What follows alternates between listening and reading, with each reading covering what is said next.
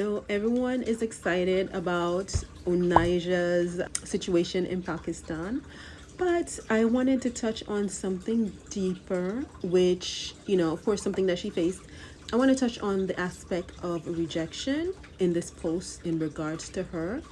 And I just wanted to speak about it, of course, astrologically, because that's my focus, the vibrational essence of rejection. Of course, being rejected by the 19-year-old boy who hasn't come out of hiding yet.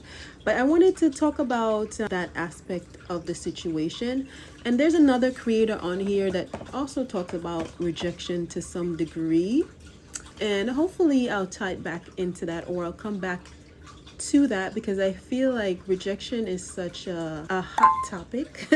But not just a hot topic, but something, it's fire related. So we're talking about rejection, we're talking about, fire elements. But we're gonna go over some of that.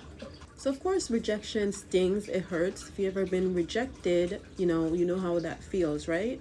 So it shakes your confidence, it makes you question your self-worth, and it forces you to confront what you cannot control. But people say that rejection is God's protection, right? So in that sense, what if rejection, is not meant to break you? Because a lot of times when we get rejected, we feel kind of broken, we feel tossed aside. Of course, we feel rejected. But what if rejection is meant to free you? Okay? So, across astrology and mythology, rejection is not just about loss, it's about initiation, which is initiation into something greater. Like people say, rejection is God's protection. So a lot of us, believe if we try hard enough, if we try, being perfect, if we say the right things, we can control the outcomes, of our lives and our situations. But then we realize that's usually not the case. No matter how hard we try, no matter how perfect we are, we cannot, control other people, and we cannot control, what they do. Of course, in the situation of Naija, she could not control that boy. So if we cling to trying to control, that will lead to us suffering. And this is especially when we refuse to accept rejection.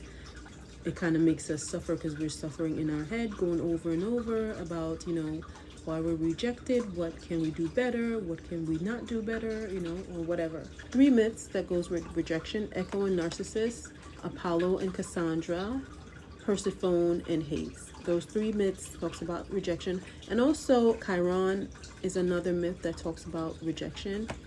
I'm not going to go over those myths unless you want me to, but those are just some myths that you could go over or read if you are interested. When you look at astrology, you can see a lot of patterns. Astrology shows us, that rejection is a part of the cosmic order. Planets are agents of disruption, and of course I'm going to go over those, which those planets forces us to release control and embrace change. So the first planet I'm going to go over is Saturn. It's one of the hardest planets that I've trying to understand, Saturn, but I'm not there yet. So Saturn is a teacher of hard truths. It governs limitations, rejections, and life's toughest lessons. A Saturn transit may end relationships and might block opportunities.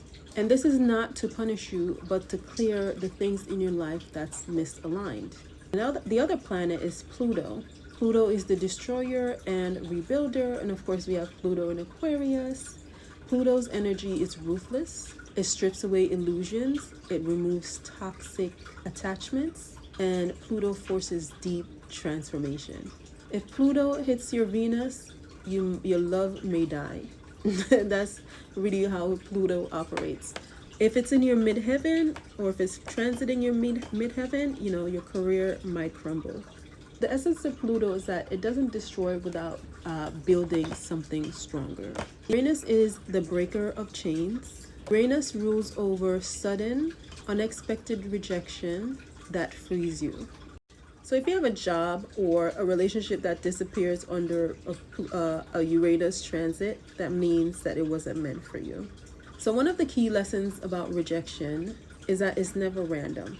It's the universe directing you or redirecting you to the place where you belong, which of course in Onaija's case, we see how that beautifully happened. Let's hope, that it continues, right?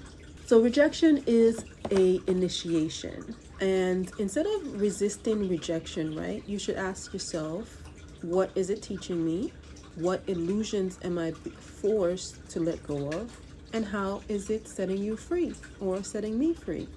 When you're getting rejected. I know that it's hard, but these are just a few things just to keep in mind during those times. So rejection isn't a closed door, it's just a redirection. It means that the direction you're going is not for you. And like the Persephone myth, you could cling to the past or you could step into your power with rejection. And of course, it's easier said than done. I've been there. I still get rejected by things. Even today, I went out and I was rejected. So it's like, it was kind of funny because that's what inspired this post in a way. So I want you guys, like Onijah, to analyze yourself and to see, when was a time that you were rejected, but it led you to something more profound or something more beautiful or something better. So I would like you to drop your thoughts below and let's discuss.